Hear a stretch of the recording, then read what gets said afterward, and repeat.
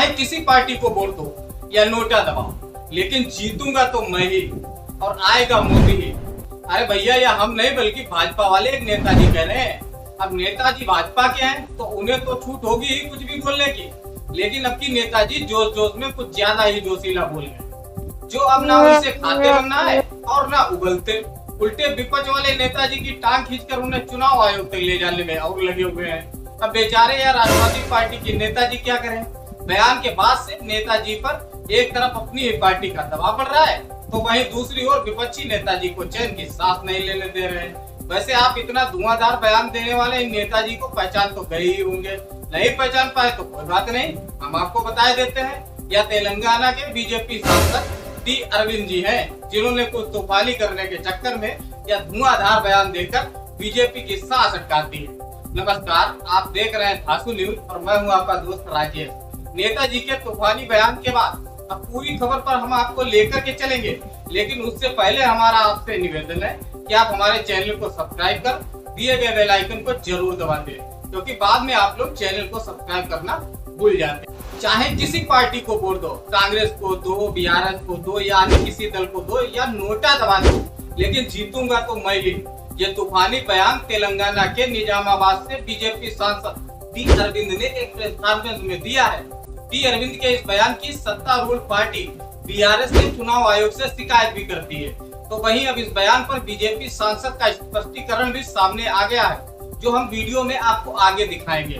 देश में पहले ही ईवीएम को लेकर बड़ी बहस छिड़ी हुई थी कि इसी बीच ईवीएम पर आए बीजेपी सांसद के इस बयान से मामले ने तूल पकड़ लिया है।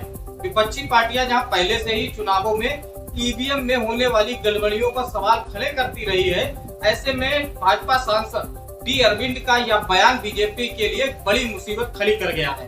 तेलंगाना में अगले साल होने वाले विधानसभा चुनाव को लेकर सियासी पारा अभी से चढ़ता नजर आने लगा है।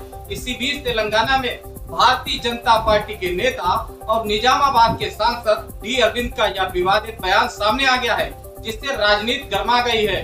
एक प्रेस कॉन्फ्रेंस में उन्होंने ये बात कही है। उनके इस बयान की भारत राष्ट्र समिति यानी बीआरएस ने राज्य के मुख्य निर्वाचन अधिकारी के पास शिकायत दर्ज करवा दी है। विपक्षी या भाजपा सांसद के इस बयान पर लामबंद हो गए हैं और भाजपा को घेरने में जुट गए हैं। भाजपा सांसद के इस बयान के बाद तेलंगाना की सत्तारूढ़ पार्टी बीआरएस के नेताओं ने ईवीएम पर फिर से सवाल खड़े करने शुरू कर दिए हैं। सत्तारूढ़ पार्टी ने भारतीय जनता पार्टी के सांसद डी अरविंद के खिलाफ चुनाव आयोग में शिकायत दर्ज कराते हुए इस मामले की गंभीरता से जांच कराने की मांग करती है। वहीं बीआरएस पार्टी की नेता कविता का कहना है कि भाजपा सांसद डी अरविंद के इरादे और कुछ नहीं बल्कि यह है कि चुनाव में वोटिंग के दौरान वोटर चाहे कोई भी बटन दबाए, लेकिन वोट केवल बीजेपी को ही जानी चाहिए। अब इस पूरे मामले पर बीजेपी सांसद डी अरविंद का स्पष्टीकरण भी सामने आ गया है। अपने बयान पर सफाई देते हुए डी अरविंद ने कहा कि संवाददाता सम्मेलन में उनसे पूछे गए सवाल पर उन्होंने ये जवाब दिया था। अरविंद ने कहा है कि भले ही नोटा, कांग्रेस या बीआरएस का बटन दबाया जाए, लेकिन वो अपने निर्वाचन क्षेत्र में अपने द्वारा किए गए विकास कार्यों के दम पर निश्चित ही जीत करके वापस आएंगे। भले ही भाजपा सांसद डी अरविंद अपने बयान पर सफाई दे रहे हैं, लेकिन बीआरएस नेता के कविता ने बीजेपी के खिलाफ हाथ आए इस मुद्दे को छोड़ना ही नहीं चाहती हैं। इसलिए वह लगातार डी अरविंद के बयान के सहारे भाजपा पर जमकर बरस रही है। अपने ही सांसद के इस बयान के बाद तेलंगाना में भाजपा भले ही असहज महसूस कर रही है, लेकिन वह चुनावी समय में बीआरएस को कोई भी एडवांटेज नहीं देना चाहती है। इसलिए भाजपा भी बीआरएस पर हमलावर हो गई है। भाजपा और बीआरएस के बीच शुरू हुई यह जुबानी जंग कहां पर जाकर थमेगी या तो भगवान ही जाने, लेकिन भाजपा सांसद के इस बयान के बाद से लगातार देश का राजनीतिक माहौल गर्म हो चुका है। भाई साहब, आप नोटा पे डालो मैं ही जीतूंगा, आप गाड़ी पे कार पे डालो मैं ही जीतूंगा, आप हाथ पे डालो जीतेगा तो कमल ही। हम आपके बेनिफिट के लिए आएगा तो इतना तो आएगा तो मोदी। पर हम एरोगेंस से बात नहीं कर रहे, हम सेवा करके आपके पास आए। इसलिए मैं बोला अगर जितना भी डेटा मैं बोल रहा हूं इसमें गलत है तो बताओ।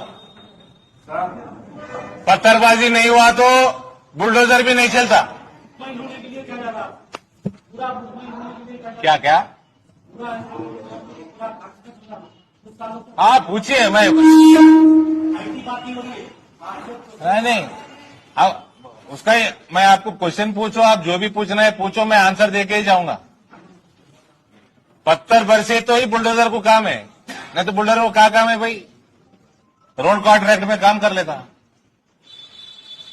Sir my question is sir, आप यहाँ पर आपका मतलब है आपने मैं जो बोला मैं बोला वो 90% मुसलमानों के लिए जो ये एक्सट्रीमिज्म पत्थरबाजी उसे 90% से ज्यादा नहीं जाते उधर।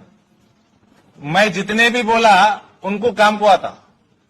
आप जो बोले वो एक्सट्रीम है, एक्सट्रीम मुसलमान में भी रहते हिंदू में भी रहते, इसलिए मैं बोल रहा हूं एनकाउंटर में जितने मरे उसमें कौन हिंदू है कौन कितने मुसलमान है देख लीजिए आप।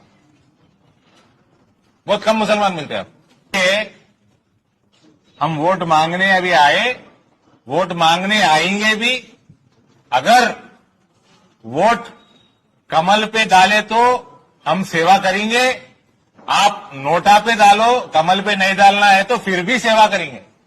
सेवा करके फिर वोट बढ़ा लेंगे हम।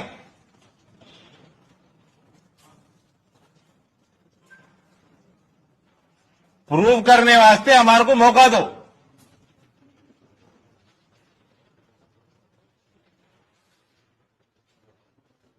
कुछ डाउट है तो पूछो, फिर बुला लो। डाउट है तो लिख लीजिए, 10 दिन के बाद फिर बुला लीजिए। यहीं क्लासिक गार्ड में फिर और एक करते हैं, प्रेस मीट करते हैं जी।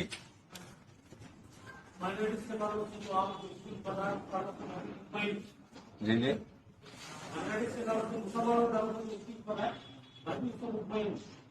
ये बताइए कि आपकी पार्टी की तरफ से जो सिक्योरिटी का मामला मुसलमानों को पैदा हुआ उसका नुकसान क्या कहेंगे? देखिए भाई, उत्तर प्रदेश में यही प्रॉब्लम है, यही प्रॉब्लम था ये। ठीक है, ये आप जो बोल रहे बुलडोजर वो तो छोटे मोटे है, law and order major issue था। बहुत सारे एनकाउंटर्स में बहुत सारे मर गए, उसमें हिंदू कितने मुसलमान कितने निकालिए। मैं अब कम्युनिटी नहीं देखते। कोई एंटी सोशल एलिमेंट है तो उसके ऊपर कार्रवाई तगड़ी होगी। कोई भड़का है तो भड़को मत। मैं नंबर्स के साथ आया, आपके पास डेटा के साथ आया। बुलडोजर में पेट्रोल फ्री नहीं आता कि रोज चलाओ।